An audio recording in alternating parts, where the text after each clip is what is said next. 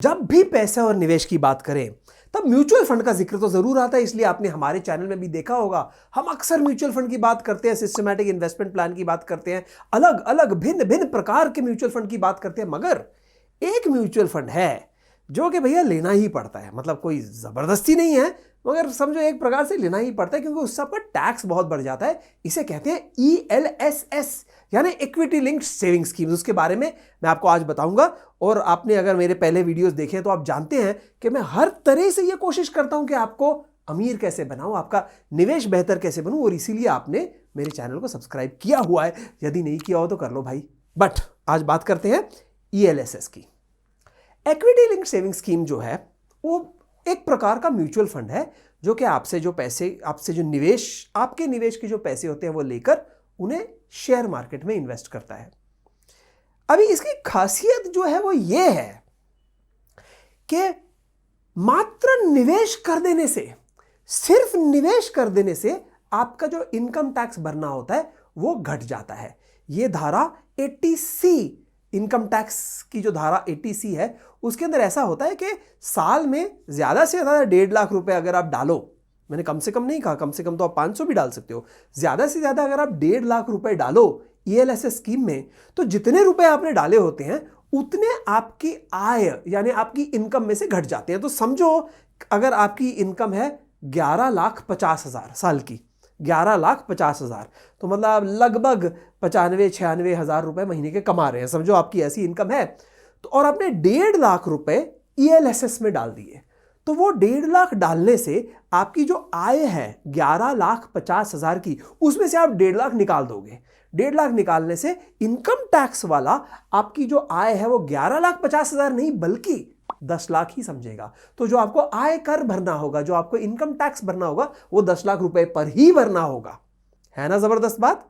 और अब तक तो ऐसा होता था कि जो आप कमाते थे ना, क्योंकि सिर्फ आपको आय कर में यानी इनकम टैक्स में रिबेट नहीं मिल रहा, बल्कि ये जो आपने शेयर में पैसे लगाए हैं 1.5 लाख रुपए, ये भी तो कमाई करेंगे, इस पर भी तो मुनाफा होगा, जैसे अन्य म्यूचुअल फंड्स में होता है इसमें भी होगा, और उस पर भी आपको कर नहीं लगता था। मगर अभी ऐसा है कि उस पर आपको कर लगता है जब आप विड्रॉ करते हैं, तो 10% लॉन्ग टर्म कैपिटल गेन, या हर साल बदलता है ये अमाउंट, तो वो आपको भरना पड़ता है उस समय। लेकिन जो पहले ही आपका फायदा हो जाता है, अब ये टैक्स का फायदा कितने प्रतिशत हुआ ये बोलना इसके लिए मुश्किल है, क्योंकि मुझे ये नहीं पता कि आपको कितना कर लगने वाला था। जैसे समझो आपकी 3-4 लाख रुपए साल की अगर आमदनी है तो इस पे तो आयकर लगने वाला ही नहीं है, तो आपको ELSS में निवेश करके फायदा ही नहीं हुआ।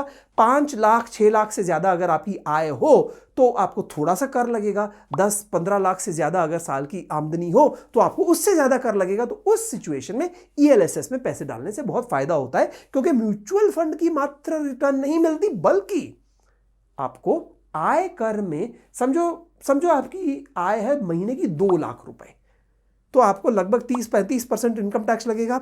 तो जो 1.5 लाख रुपए आपका बचा, उस पे लगभग आपकी 40-50 हजार रुपए की तो बचत हो जाएगी टैक्स में। तो ये तो आपको फ्री गिफ्ट मिल गया।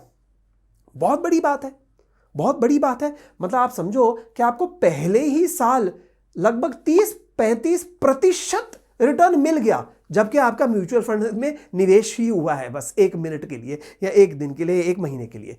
इसीलिए लोगों को ELSS बहुत प्यारा लगता है। ये जो धारा है इनकम टैक्स की 80C, इसके अंतर्गत आप employ provident fund, national pension scheme, public provident fund, ELSS कई जगहों पे इन्वेस्ट कर सकते हैं, और भी हैं, इसके अलावा और भी है जो मैंने बताई हैं। तो मुझे ELSS इसलिए सबसे अच्छी लगती है। बाय द वे, जो आयकर में जो फायदा होता है वो जहां भी आप डालो वो पूरा मिला के 1.5 लाख रुपए पे ही होता है। ऐसा नहीं है कि इसका 1.5 लाख अलग, उसका 1.5 लाख अलग, नहीं तो कोई जिंदगी में आयकर भरेगा ही नहीं। टोटल आपको 1.5 लाख का फायदा मिलता है। और एक चीज ये है कि हर एक चीज में आपको मुनाफा कैसे होगा वो अलग अलग तरह से होता है। आज हम बात कर रहे हैं ELSS की। तो ELSS जो है वो शेयर मार्केट में पैसा लगाता है, और शेयर मार्केट में जो आमदनी होगी, फायदा होगा, नुकसान भी हो सकता है, वो सारा ELSS के यूनिट धारक को यानी कि आपको मिलेगा। 2-3 चीजें इसमें समझनी जरूरी ये है कि पहली बात कि जो आप ELSS में पैसा डालते हैं वो आप 3 साल तक नहीं निकाल सकते, ये जरूर याद रखना। जो आप म्यूचुअल फंड में पैसा डालते हैं ज्यादातर आप एक दिन में भी निकाल सकते हैं, शायद आपको कोई पेनल्टी लगे। एक महीने में, एक साल में निकालें तो ज़्यादातर कोई पेनल्टी लगती नहीं है।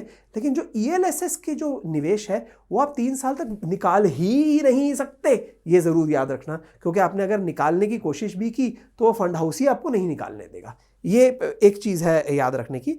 दूसरी चीज़ याद रखने की ये है कि चूंकि आप बहुत लंबे समय के लिए, मतलब कम से कम 3 साल के लिए, बहुत लंबे समय के लिए ELSS में निवेश करने वाले हैं, तो क्या आपको अप्रैल में कर देना चाहिए इन्वेस्ट, क्योंकि साल बदल जाता है? मई, जून, जुलाई, अगस्त, सितंबर, कब करना चाहिए?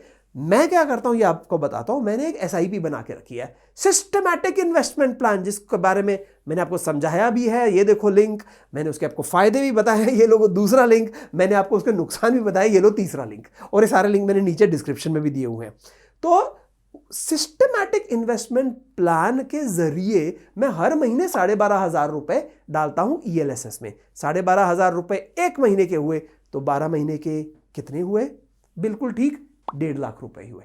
तो 1.5 लाख रुपए जो डालना होता है वो SIP के जरिए डालने का फायदा ये होता है, क्योंकि अगर शेयर मार्केट में उतार और चढ़ाव आ रहा है तो हमें कोई परवाह नहीं है। जब गिराव आएगा तो 12,500 रुपए में ज़्यादा यूनिट खरीदे जाएंगे, जब चढ़ाव आएगा तो 12,500 रुपए कम यूनिट खरीदे जाएंगे। तो एवरेज जो करेंगे वो मेरे फायदे के हिसाब से ही बनेगा। मैंने आज तक कभी ELSS में नुकसान नहीं किया, मगर हाँ ये है कि कभी कभी फायदा भी बहुत ज़्यादा नहीं हो जाता, मगर जो पहले दिन ही 30-35% का फायदा हो जाता है वो सबसे बड़ी बात है। तो इसके लिए वो फायदा और प्लस जो शेयर मार्केट में इन्वेस्टमेंट करने का फायदा, ये दोनों फायदे मिला लो तो काफी फायदा ज्यादा हो जाता है, ये ध्यान में रखिए। ये तो अब मैंने आपको समझा दिया कि आपने ELSS में पैसे डाले, उन्होंने इक्विटी मार्केट में डाले, बट समझना ये भी है कि वो कहां पैसे डालते हैं।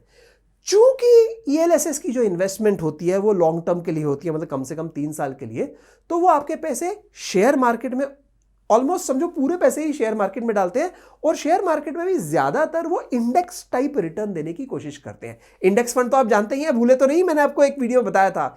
आपको अगर आपने नहीं देखा ना तो मैं आपसे पूछना चाहता हूं कि आपने सब्सक्राइब नहीं किया मेरा चैनल। चलो कोई बात नहीं, सब्सक्राइब तो आप कर लोगे, लेकिन ये रहे इंडेक्स फंड का लिंक, वो भी जरूर देखिए, क्योंकि आपको फिर पता चलेगा कि जब कहते हैं मार्केट बढ़ी, मार्केट गिरी, मार्केट में अच्छा रिटर्न मिला या नहीं मिला, हम हमेशा इंडेक्स फंड के रिटर्न की बात कर रहे होते हैं। तो जो ELSS के पैसे का निवेश होता है शेयर मार्केट में, वो ज्यादातर इंडेक्स रिलेटेड स्टॉक्स में ही होता है। ये जरूरी नहीं है, मगर ज्यादातर मैंने देखा है फंड मैनेजर्स उस तरह के जो लार्ज कैप के स्टॉक्स हैं उन्हीं में निवेश करते हैं। इससे होता है ऐसे है कि समझो 3 साल में आपने जो निवेश किया ELSS में, उससे आपका पैसा काफी बढ़ा या ना बढ़ा या बहुत ज्यादा बढ़ा या जो भी हुआ, ये मार्केट की गर्मी, मार्केट की ठंडी मार्केट तो कभी होती नहीं, मार्केट गिरे या बढ़े हमेशा गर्मी ही रहती है, बट मार्केट के वातावरण के अनुकूल ही होती है।